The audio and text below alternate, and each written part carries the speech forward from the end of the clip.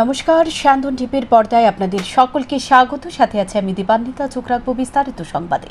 বৃহস্পতিবার সোনারতরী অতিথিশালায় তপশিলি জাতি কল্যাণ দপ্তরের উদ্যোগে এক বৈঠকের আয়োজন করা হয়। বৈঠকে পৌরোহিত্য করেন দপ্তরের মন্ত্রী সুধাংশু দাস। তিনি সংবাদ মাধ্যমের মুখোমুখি হয়ে বলেন, তপশিলি অংশের মানুষের উন্নয়নের জন্য কি কাজ করা যায় সেদিকে আরও বেশি গুরুত্ব দিতে আজকের এই বৈঠকের আয়োজন করা হয়েছে।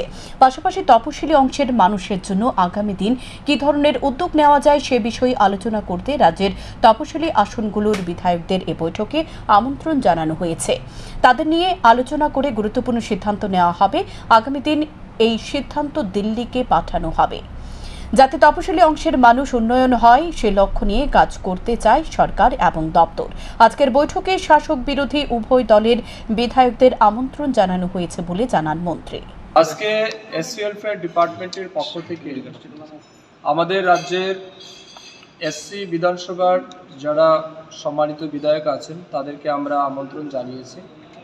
এসসি ওয়েলফেয়ার ডিপার্টমেন্টের স্টেট লেভেল একটা রিভিউ মিটিং আমরা করব। এই রিভিউ মিটিংয়ের মূল দুটো উদ্দেশ্য। প্রথম হচ্ছে এসসি ওয়েলফেয়ার ডিপার্টমেন্ট গত 2-2.5 বছর যাবৎ এই রাজ্যের তপশিলি জাতিভুক্ত মানুষের জন্য কি কাজ করেছে, আমি মন্ত্রী হওয়ার পর আমরা কি কাজ করতে পেরেছি সেই সম্পর্কিত বিষয়ের উপর তাদেরকে আমরা অবগত করব। দ্বিতীয় হচ্ছে আমাদের এই রাজ্যের যারা এসসি কমিউনিটির মানুষ আছে তাদের অর্থনৈতিক এবং সামাজিক মান উন্নয়নের জন্যে আরও কি গুরুত্বপূর্ণ পদক্ষেপ গ্রহণ করা উচিত, কি কাজ করা যেতে পারে এই সম্পর্কিত বিষয়ের উপর আমরা সম্মানিত বা মাননীয় বিধায়কদের আমরা মতামত চাইব। আমাদের আজকের মিটিংয়ের মূল উদ্দেশ্য হচ্ছে এটা, আমরা এই রাজ্যের যারা এসসি আমাদের এমএলএরা রয়েছেন আমরা তাদের সাথে মত বিনিময় করব, তাদের সুপরামর্শ আমরা চাইব এবং আগামী সময় যাতে এই রাজ্যের এসসি কমিউনিটির মানুষের জন্য সার্বিক দিক থেকে সবচেয়ে বেশি সুযোগ সুবিধা তাদেরকে পৌঁছে দেওয়া যায় এই নিরিখে আমরা একটা সিদ্ধান্ত গ্রহণ করব।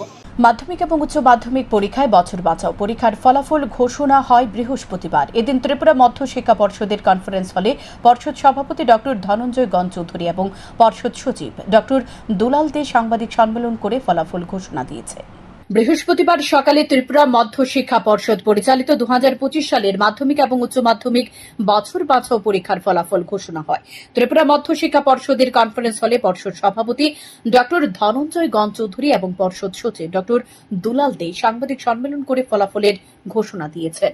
পর্ষদ সভাপতি জানান, যারা মাধ্যমিক এবং উচ্চ মাধ্যমিকে দুটি বিষয়ে পাশ করতে পারে না তাদের পাশ করার জন্য একই শিক্ষাবর্ষে সর্বশেষ সুযোগ হিসেবে ধরে নেওয়া হয় বছর বাঁচাও পরীক্ষা।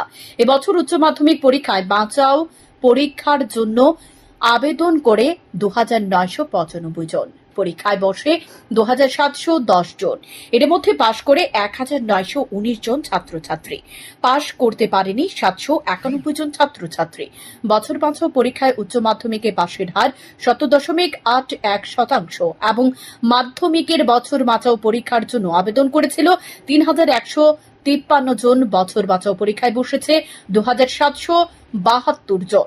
এর মধ্যে পাশ করেছে 1757 জন এবং পাশ করতে পারেনি 1015 জন। বছর বাঁচাও পরীক্ষায় মাধ্যমিকে পাশের হার 63.38%। বছর বাঁচাও পরীক্ষার ফলাফল ঘোষণার পর এবছর উচ্চ মাধ্যমিকে পাশের হার বেড়ে দাঁড়িয়েছে 88.24% এবং মাধ্যমিকের 92.51%।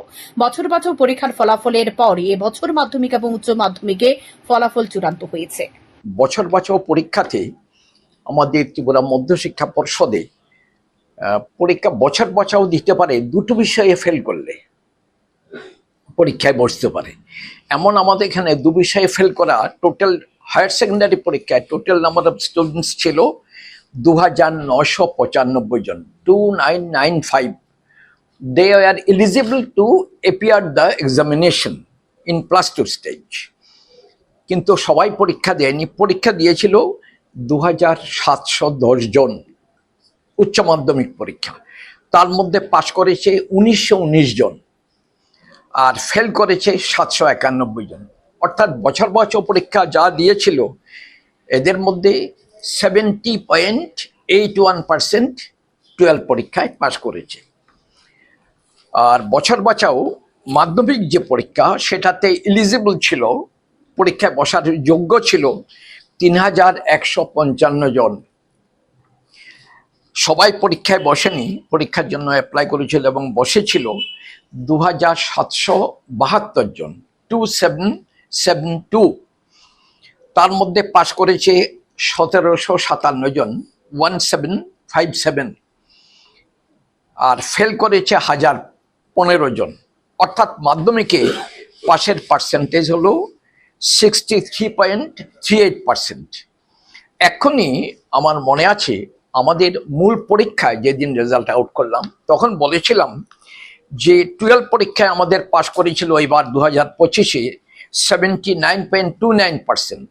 আগস্টের 1 তারিখ থেকে ক্লাস 9-এর রেজিস্ট্রেশন এবং 11-এর এনরোলমেন্ট শুরু হচ্ছে, অনলাইন এনরোলমেন্ট। হ্যাঁ, রেজিস্ট্রেশন আগস্টের 1 তারিখ থেকে। যারা 2027-এ পরীক্ষা দেবে, 2 বছর আগে রেজিস্ট্রেশন করতে হয়।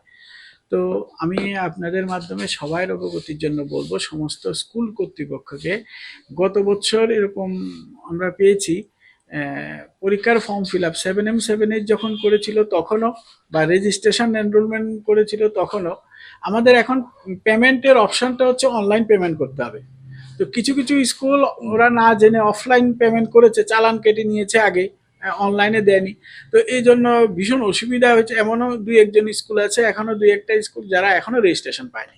আগামী 1 আগস্ট থেকে নবম শ্রেণী ছাত্রছাত্রীদের মাধ্যমিক পরীক্ষার জন্য অনলাইন রেজিস্ট্রেশন এবং একাদশ শ্রেণী ছাত্রছাত্রীদের উচ্চ মাধ্যমিক পরীক্ষার জন্য অনলাইন এনরোলমেন্টের আবেদন শুরু হবে, একথা জানিয়েছেন পর্ষদ সচিব।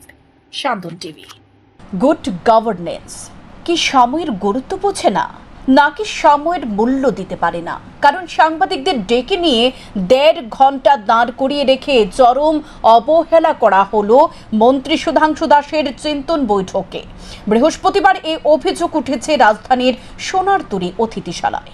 চরম গাফিলতিকে গিলে খাচ্ছে সরকার এবং প্রশাসনকে। এর ভোগান্তির শিকার হতে হয় সাংবাদিকদের। আবারও এই দৃশ্য লক্ষ্য করা গেল রাজধানীর সোনারতরী অতিথিশালায়। বৃহস্পতিবার মন্ত্রী সুধাংশু দাসের পৌরোহিত্যে বৈঠক ছিল, কিন্তু কতটা উদাসীন সরকার এবং প্রশাসন তারই প্রমাণ দিয়েছে এই দিন। অভিযোগ, হোয়াটসঅ্যাপ গ্রুপে সাংবাদিকদের আমন্ত্রণ জানিয়ে তারপর এক প্রকার ভাবে অসম্মান করে চলেছেন রাজ্যের মন্ত্রী বিধায়করা। বিভিন্ন সময় দেখা যায় নির্দিষ্ট সময় তারা অনুষ্ঠান শুরু করেন না।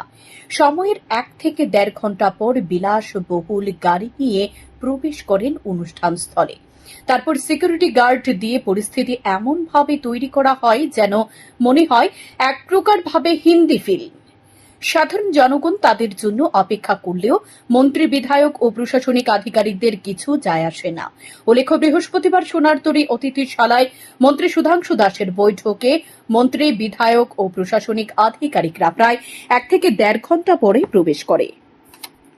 সাংবাদিকরা সময় মতো বৈঠক স্থলে পৌঁছে গেলেও প্রায় 1.5 ঘন্টা সাংবাদিকদের দাঁড় করিয়ে চরমভাবে অপমান করা হয়েছে এদিন। এ ধরনের সমস্যা বর্তমান সরকারের আমলে বাড়ছে বলা চলে। যারা একসময় রাজনৈতিক নেতা হওয়ার স্বপ্ন দেখতে পায়নি, তারা আজ দলের আশীর্বাদে মন্ত্রী, বিধায়ক এবং অ্যাডহক অফিসার হয়ে গেছেন। বিনা মেঘে বৃষ্টি হওয়ায় সাংবাদিক এবং জনগণকে পাত্তা দেওয়ার প্রয়োজনটুকু মনে করেন না তারা। বৃহস্পতিবার সাংবাদিকদের দাঁড় করিয়ে রেখে বৈঠকের জায়গা সাজাতে লক্ষ্য করেছে কর্মীদের। তারা সাংবাদিকদের চরম ব্যস্ততা নিয়ে কখনো ভাবেন না। তবে প্রশ্ন হলো, কবে ভ্রুক্ষেপ হবে রাজ্যের মন্ত্রী, বিধায়ক থেকে শুরু করে প্রশাসনিক আধিকারিকদের? আগামী দিন সাংবাদিকদের এই ধরনের সমস্যায় সংবাদ মাধ্যমকে ফেললে হয়তো খবর বয়কট করারও সিদ্ধান্ত নিতে পারে। শান্তন টিভি। মৎস্যজীবীদের বিভিন্ন সমস্যা সমাধান করা এবং 13 দফা দাবিতে রাজভবন অভিযান সংগঠিত করল ত্রিপুরা তপশিলি জাতি সমন্বয় সমিতি। আগরতলা শহরের বিভিন্ন পথ পরিক্রমা করে রাজভবনের উদ্দেশ্যে রওনা হয়েছেন তারা। মিছিলে অগ্রভাগে উপস্থিত ছিলেন ত্রিপুরা তপশিলি জাতি সমন্বয় সমিতির নেতা সুধন দাস সহ অন্যান্যরা। সুধন দাস বলেন, যারা জেলে তাদের হাতে জল দিতে হবে। বিগত সরকার মৎস্যজীবী সমন্বয় সমিতির গঠন করে সে সুযোগ দিয়েছিল। বর্তমান সরকার এই অধিকার কেটে নিয়েছে। পাশাপাশি ডম্বুর জলাশয়কে বেসরকারীকরণ করে সর্বনাশ করে দিয়েছে। ত্রিপুরাকে মাছ উৎপাদনের উদাসীনতা চলছে। মাছের জন্য নির্ভর করতে হচ্ছে বহিরাজ্যের উপর। যারা মৎস্যজীবী আছে তাদের ভাতা অত্যন্ত কম। এবং তাদের ভাতা কেটে নেওয়া হচ্ছে। তাই তাদের ভাতা 5,000 টাকা করার দাবি করেছে ত্রিপুরা মৎস্যজীবী ইউনিয়ন। তিনি আরও বলেন, ত্রিপুরা রাজ্যে 1,32,000 মৎস্যজীবী রয়েছে যারা বিগত বন্যায় ক্ষতিগ্রস্ত হয়েছে। এখন পর্যন্ত তাদের কোনো সহযোগিতা করা হয়নি। তাই ক্ষতিগ্রস্ত মৎস্যজীবীদের অবিলম্বে 20,000 টাকা করে ক্ষতিপূরণ প্রদান করতে হবে। সরকারের বিরুদ্ধে তিনি সমালোচনা করে আরও বলেন, রাজ্যে কাজ খাদ্যের অভাব, বেকারদের জন্য কোনো কর্মসংস্থানের উদ্যোগ নিচ্ছে না সরকার। একই সাথে সরকারি ক্ষেত্রে তপশিলীদের জন্য সংরক্ষণ করছে না, পাশাপাশি চাকুরি ক্ষেত্রে সংরক্ষণ মানছে না। চরম অব্যবস্থা চলছে বলে দাবি করেন তিনি। যারা জেলে, যারা জালের উপর নির্ভরশীল, তাদের হাতে জল দিতে হবে। বামফ্রন্ট সরকার সেই সুযোগ দিয়েছিল, মৎস্যজীবী সমবায় সমিতি গঠন করে জলাশয় মৎস্যজীবীদের হাতে আজকে সেগুলি কেড়ে নেওয়া হয়েছে। এর বিরুদ্ধে ডম্বুর জলাশয়কে বেসরকারীকরণ করা হয়েছে, এতে সর্বনাশ হচ্ছে। মৎস্য উৎপাদনে উদাসীনতা চলছে, বাইরের থেকে মাছের উপর নির্ভরশীল হতে হচ্ছে। মৎস্যজীবীদের ভাতা কেটে নেওয়া হচ্ছে। আমরা দাবি করছি 5,000 টাকা ভাতা। গৃহহীন যারা মৎস্যজীবী সহ রাজ্যের গরিব মানুষ যাদের ভূমি নেই, গৃহ নেই, ভূমির ব্যবস্থা করে 5 লক্ষ টাকা মূল্যে গৃহের ব্যবস্থা করতে হবে। এইভাবে আমরা এই 13 দফা দাবি নিয়ে রাজ্যপালের কাছে যাচ্ছি। শুক্রবার শুরু শ্যামসুন্দর কোং জুয়েলার্স চন্দ্র স্মৃতি প্রথম ডিভিশন লিগ ফুটবলের আসর। উদ্বোধনী ম্যাচে প্রথা মেনে মুখোমুখি হবে গতবারের লিগ চ্যাম্পিয়ন এগিয়ে চলো সংঘ ও দ্বিতীয় ডিভিশন চ্যাম্পিয়ন কল্যাণ সমিতি। উমাকান্ত মিনি স্টেডিয়ামে সন্ধ্যা 6টায় হবে ম্যাচ। এগিয়ে চলো শেষ 3 বছর লিগের শিরোপা ধরে রেখেছে, এবারও তারা দাবিদার।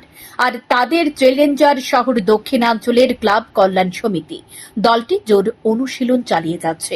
বৃহস্পতিবার সকালে উমাকান্ত মিনি স্টেডিয়ামে কোচ আবু তাহের দলের ফুটবলারদের নিয়ে ঘাম ছড়িয়ে চলেছে। এক সাক্ষাৎকারে কোচ আবু তাহের জানান, রাখাল শিল্ডের সেমিফাইনালের হার ভুলে গিয়ে ঘুরে দাঁড়াবে কল্যাণ সমিতি। প্রথম ম্যাচ আমরা দুর্ভাগ্যবশত রাখাল শিল্ডের সেমিফাইনালে আমরা হেরেছি। তো আমার টিম ভালো খেলেই হেরেছে। লাস্ট মিনিটে কিষান যে 1:1 মিস করেছে, সেটা যদি গোল হতো তাহলে হয়তো আমরা ফাইনাল খেলতাম রাখাল শিল্ডের। তো ফার্স্ট ইজ ফার্স্ট, যেটা গেছে সেটা নিয়ে আমরা ভাবতে চাই না। আমরা ভাবতে চাই ফার্স্ট ম্যাচ লিগের 25 তারিখ আগামীকালকে। তো লাস্ট ম্যাচে যে ভুলগুলো ছিল সেগুলো কিছু হলেও আমরা যে প্লেয়ারগুলো যে জায়গায় একটু ভুল করেছে সেগুলো শুধরে আমরা আশা করি আগামীকালকে একটা ভালো খেলা উপহার দেব। কিন্তু দুর্ভাগ্য হলো সেটা সত্যি যে আমাদের প্লেয়ার সবাইকে আমি পাচ্ছি না হাতে।